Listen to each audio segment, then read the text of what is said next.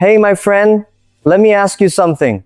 Have you ever known exactly what you wanted to say in English, but the moment you opened your mouth, your confidence disappeared? Maybe your mind suddenly went blank. Maybe you started translating every sentence in your head. Maybe you worried so much about making mistakes that you spoke more quietly than usual, or decided not to speak at all. And while someone else continued the conversation, you sat there thinking, I knew what I wanted to say. Why couldn't I just say it? If that sounds familiar, I want you to know something important. There is nothing wrong with you. Most people who struggle to speak English do not actually have a vocabulary problem. And they usually do not have a grammar problem either. They have a confidence problem. Almost everyone who learns a language experiences this at some point. Knowing English and feeling confident enough to use English are two completely different things. The hesitation you feel does not mean you are bad at languages.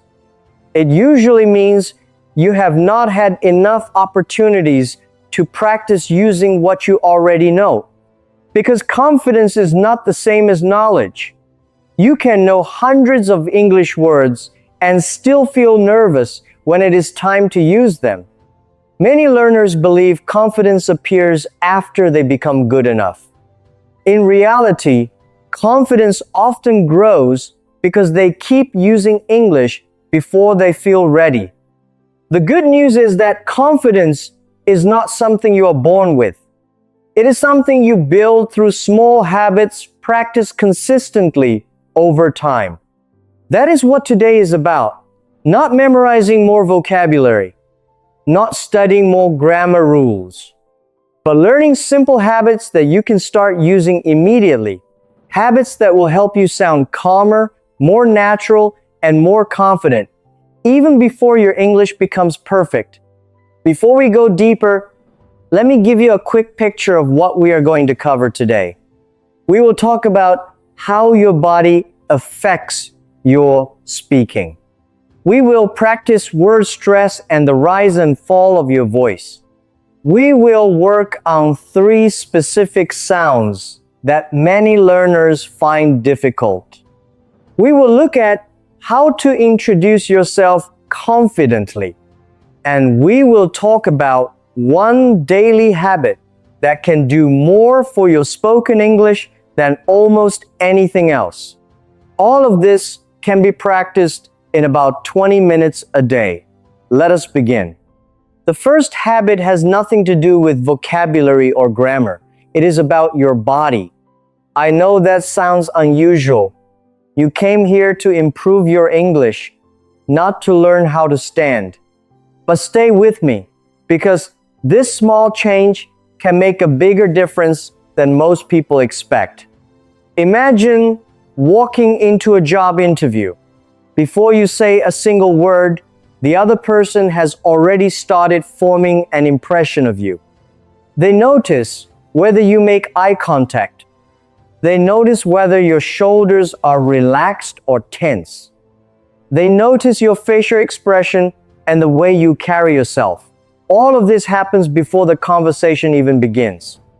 Studies suggest that body language strongly influences how people experience communication. But here is the part that surprises many learners. Your body language not only affects how other people see you, it also affects how you feel inside. When you sit or stand with your back straight, your shoulders relaxed, and your head lifted, your breathing becomes easier. Your voice sounds fuller and more natural. Your brain receives a quiet signal that says, I am safe, I am ready. Speaking becomes a little easier.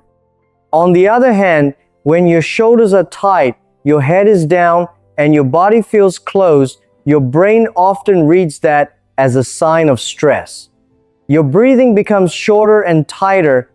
Your voice becomes tighter too. Speaking feels harder. So before you say a single word in English, pause for 3 seconds. Relax your shoulders. Lift your head slightly. take one slow breath. These 3 seconds can completely change how the next few minutes of conversation feel. Try it with me right now. Sit or stand a little taller, take one slow breath. Notice if you feel even slightly calmer. Small changes matter more than most people expect. The second habit is about your smile. A genuine smile does 2 things at the same time.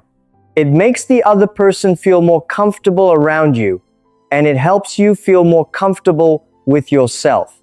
When you smile naturally while speaking, your voice becomes warmer and more relaxed. The tension in your throat decreases, and words come out more easily. This is not simply a positive thinking idea.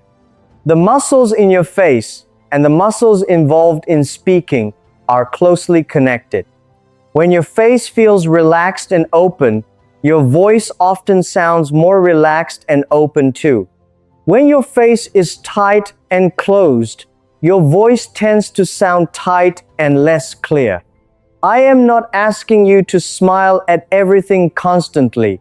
That would not feel natural at all. I am asking you to smile during the moments when nervousness is usually highest. When you greet someone, when you introduce yourself, when you begin a conversation, try this right now. Say your name out loud with a completely serious expression. My name is. Now say it again with a small, genuine smile. My name is. Notice the difference. The words are exactly the same, but your voice sounds warmer, friendlier, and more confident. That difference came entirely from your face. You might be thinking, okay, I understand. I just need to remember to smile. But I want to explain why this is harder than it sounds. When you speak in your native language, your brain mainly focuses on expressing ideas.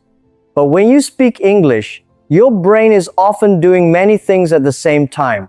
It is searching for words, checking grammar, thinking about pronunciation, wondering if the other person understands you, trying to keep the conversation going.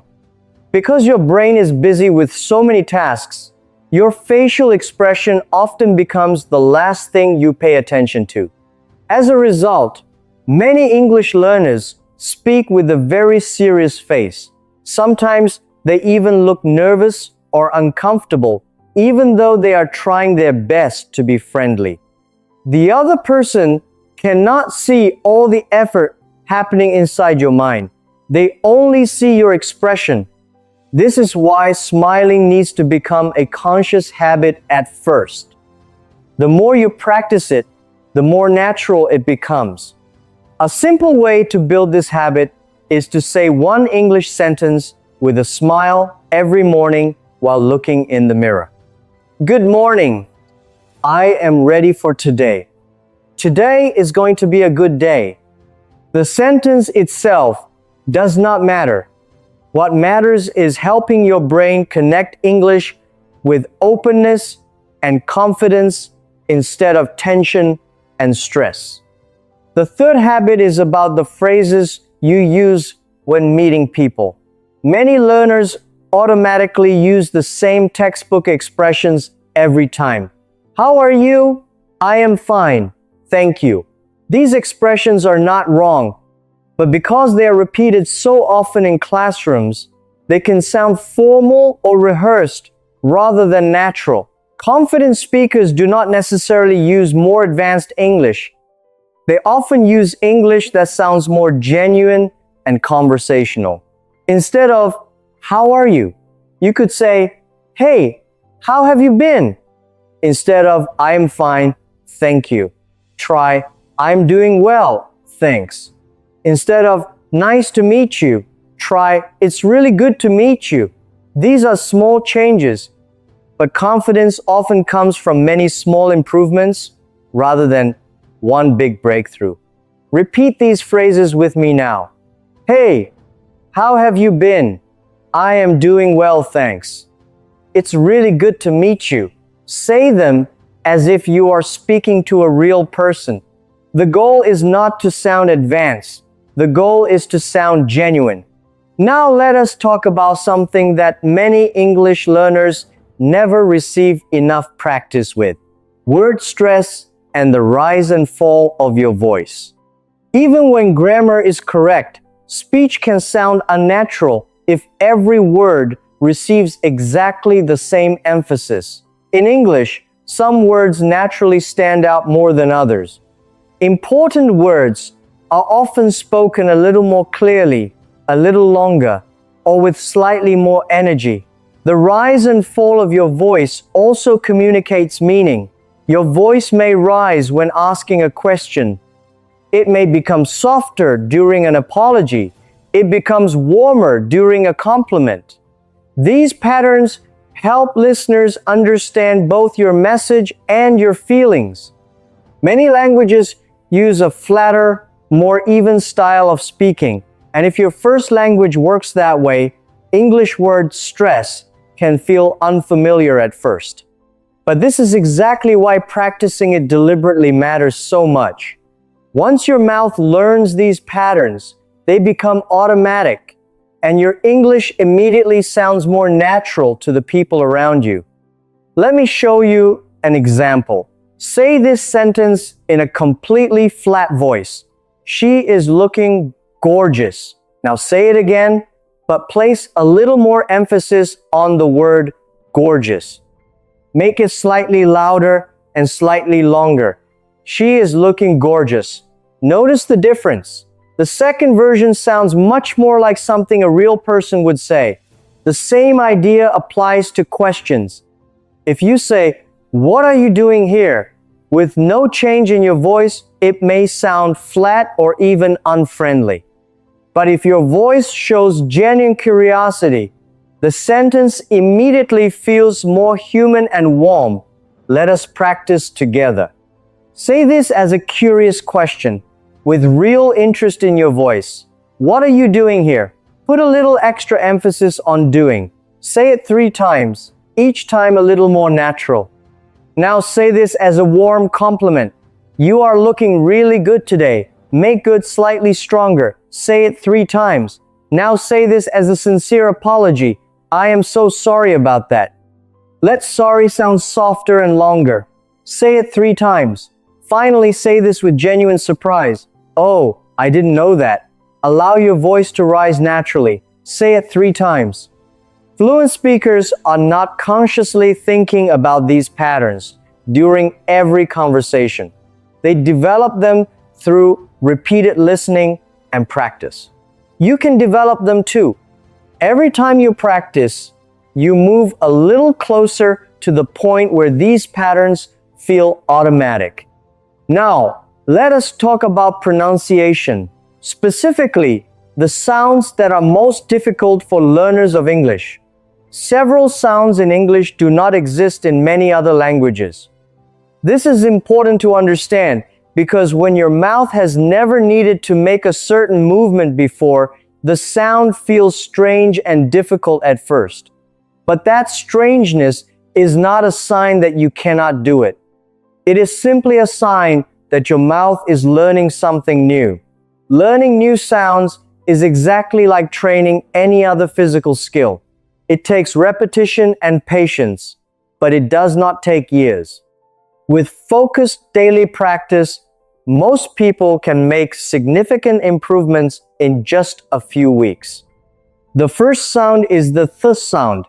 Place the tip of your tongue gently between your upper and lower teeth. Then let a small amount of air flow out around the tip. Do not bite your tongue. The sound should feel soft and gentle. Try it now. Th, th, th. Now repeat these words 3 times each. The, this, that, those, them, their, and they. Make sure your tongue is lightly between your teeth each time. If it feels strange, that simply means you are learning a new movement, and new movements always feel strange before they feel natural. The second sound is the V sound. Many learners replace this with a B sound or a W sound, which changes the meaning of words without the speaker realizing it.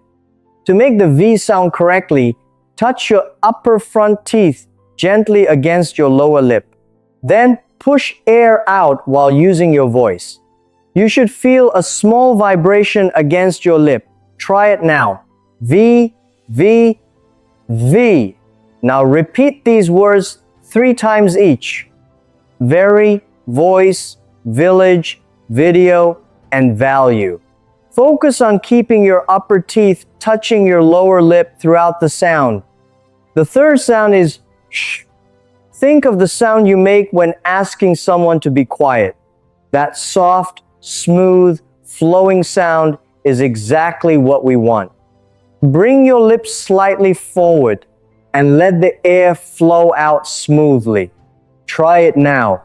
Shh, shh, shh, shh. Now repeat these words 3 times each.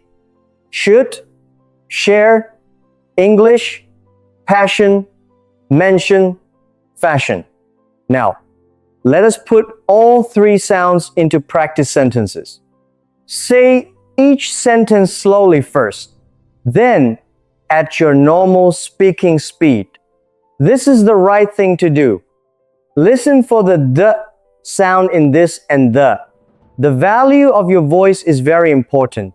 Notice the V sound in value, voice, and very. She should share what she knows. Pay attention to the SH sound throughout. Perfect pronunciation is not the goal. Clear pronunciation is. And every time you practice these sounds, you are training your mouth to move more naturally in English. I remember preparing my introduction again and again before an event where I knew I would need to speak English. I practiced what I wanted to say many times. But when the moment finally came, my heart was beating faster than usual. I rushed through my introduction, spoke too quickly, forgot what I wanted to say next, and immediately thought, I wish I could do that again. Looking back, the problem was not my English. My English was ready. The problem was that I had never practiced managing my nervousness in the moment. I had practiced the words, but not the feeling of being in the conversation. That experience taught me something I want to share with you. When people feel anxious, they usually try to finish speaking as quickly as possible. But speaking faster almost always creates more mistakes, makes words harder to understand, and increases anxiety even more. It becomes a cycle. Nervous, rush, make mistakes, and feel more nervous. Learning how to slow down and use a simple structure broke that cycle for me completely. The key to a confident introduction is 3 things. Speak a little more slowly than you think you need to. Make eye contact when you say your name. And finish with a question so the other person can speak while you take a breath and collect yourself. Here is a simple structure that works in almost any situation. Say your name. Share one true thing about yourself. Then ask a question. For example, hi, my name is Sarah. I work in marketing. It's really good to meet you. What do you do? Or, hey, I'm David. I'm originally from the United States, but I live in India. How about you? Notice that these introductions are short, natural, and end with a question. The question serves a very practical purpose. It gives you a few seconds to relax while the other person responds. When you feel nervous, those few seconds matter more than you might think. Practice your own introduction right now. Say your name. Share one true thing about yourself. Ask a question. Repeat it 3 times, each time speaking a little more slowly and naturally than before. And if it feels awkward, that is completely normal. Confidence does not come from getting it perfect the first time. It comes from repetition. The more often you practice this, the more natural it becomes. One day, you will realize that you are no longer thinking about what to say next. You are simply having a conversation. I also remember the first time I tried talking to myself in English during an ordinary moment. I was walking home after a long day, and I decided to describe everything I saw around me. The street was busy. The weather was hot. There was a coffee shop on the corner. Honestly, I felt a little silly at first. Part of me wondered if talking to myself could really make any difference. But I kept doing it, a little every day. And after a few weeks, something unexpected happened. English started coming to me more quickly. I was translating less. Speaking began to feel less like solving a puzzle and more like expressing what I actually wanted to say. That small, simple habit changed more than I expected, and I want to give you that same habit today. Talking to yourself in English, out loud, every day, is one of the most powerful things you can do to improve your speaking. It costs nothing. You do not need another person. You can do it anywhere. And most importantly, it forces you to produce English rather than only receive it. Many learners spend years reading and listening without giving their mouths enough practice actually speaking. But speaking is not only a mental skill, it is also a physical skill. Just as reading about swimming cannot teach your body how to swim, understanding English alone cannot teach your mouth how to speak fluently. Your brain learns to understand English by listening. It learns to speak English by speaking. Another advantage of this habit is that it is a completely safe place to practice. Nobody hears you, nobody judges you. You can make mistakes, stop halfway through a sentence, correct yourself, and try again as many times as you need. That freedom makes practicing feel much less stressful, and when practice feels less stressful, you do it more often. Here is how to build this habit in a way that actually works. Choose one moment in your day that already exists. Maybe it is when you walk to work or school. Maybe it is while you cook dinner. Maybe it is while you get ready in the morning. During that time, speak English out loud. The most common question I hear is, but what should I actually talk about? Simple topics are often the best, because they let you focus on the habit of speaking rather than worrying about finding impressive things to say. Here are 4 prompts you can use anytime. The first one is, what did I do today? Describe your day using past tense. I woke up at 7, I had coffee, I took the bus to work, I had a long meeting in the afternoon. It was tiring, but I finished everything I needed to do. The second prompt is, what can I see right now? Look around and describe your surroundings. There is a table in front of me. On the table, there is a cup and a notebook. The window is on my left. Outside, I can see trees and a quiet road. The third prompt is, what do I think about this? Choose any topic you have an opinion on, something you read or heard recently. I think this is interesting because I agree with this idea. I am not sure about this because. The fourth prompt is, what are my plans for tomorrow? Describe your schedule. Tomorrow, I am going to wake up early. First, I will have breakfast. Then, I need to finish a report at work. In the evening, I am going to meet a friend. Do this for just 10 minutes every day. Small actions practiced consistently create large changes over time. The improvement you notice after 2 months will genuinely surprise you. There is one practice I would love for you to try this week, even though it may feel uncomfortable at first.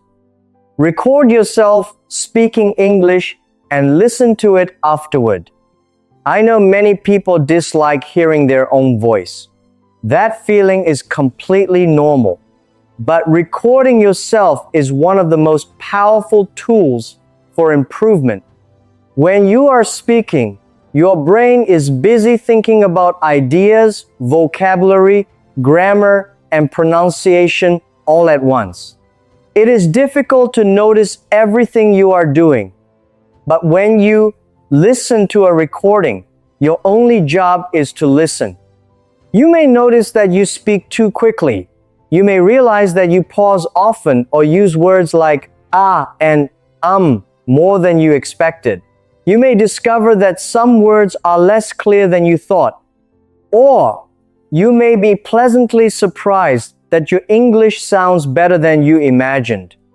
All of this information is valuable because it comes from your real speaking, not from theory.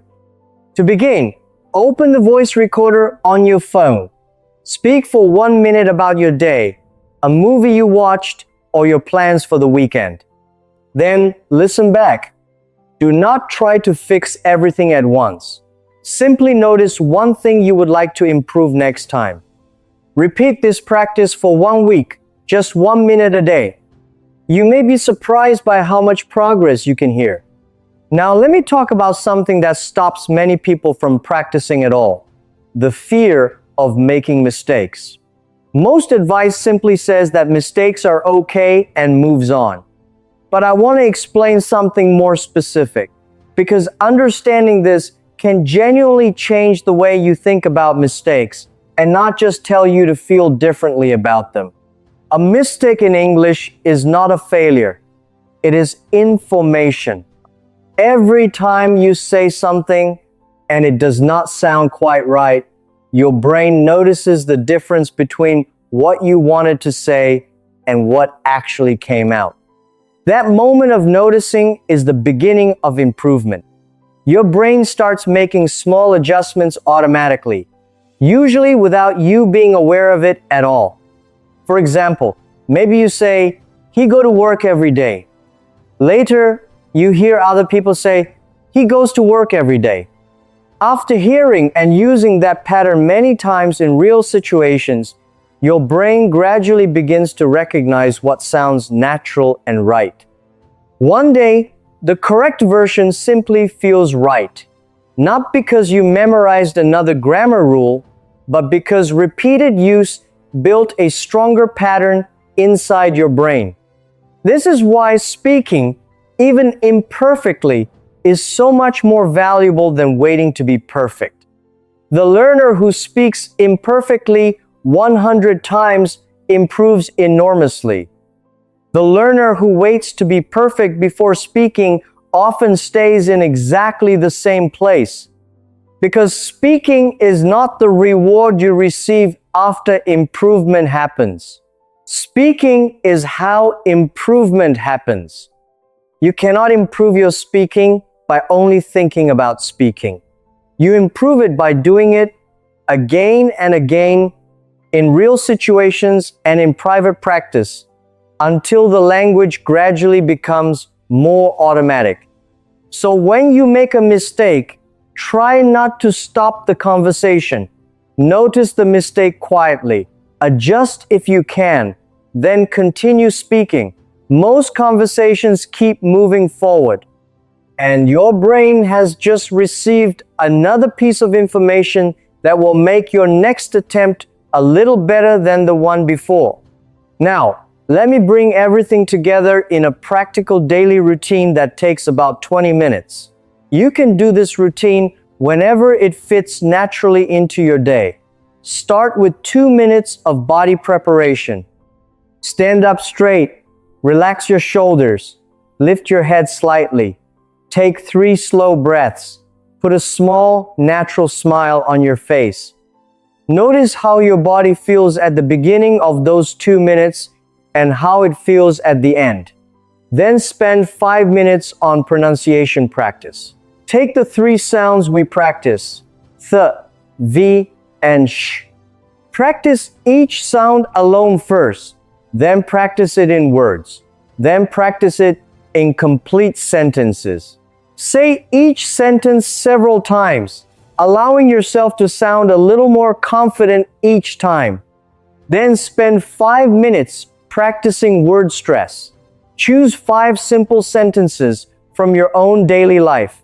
Say each one in a flat voice first, every word the same. Then say it again with natural emphasis on the most important word. Notice how much clearer and more natural the second version sounds every single time. Then spend 8 minutes on self-talk practice.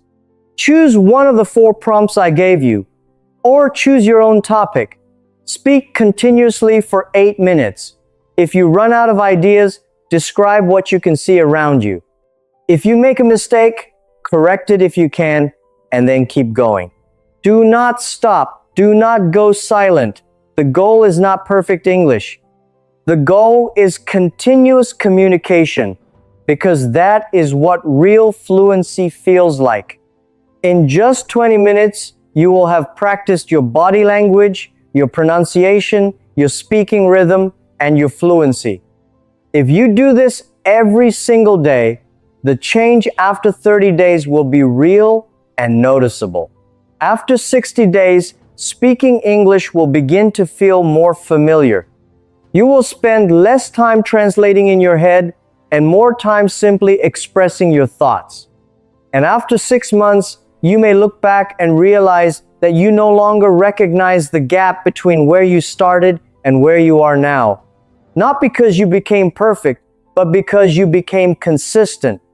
Confidence grows through repetition. Fluency grows through use. And every day you practice, you are becoming a stronger English speaker than you were the day before. Start today, not tomorrow. Today, with the next 10 minutes you have, stand up, check your posture, take a breath, smile, and speak. I will see you in the next episode. Thank you for listening. Goodbye for now. Your progress doesn't end here. To continue advancing your English skills, click on the next video or explore the additional video that we thoughtfully selected for you.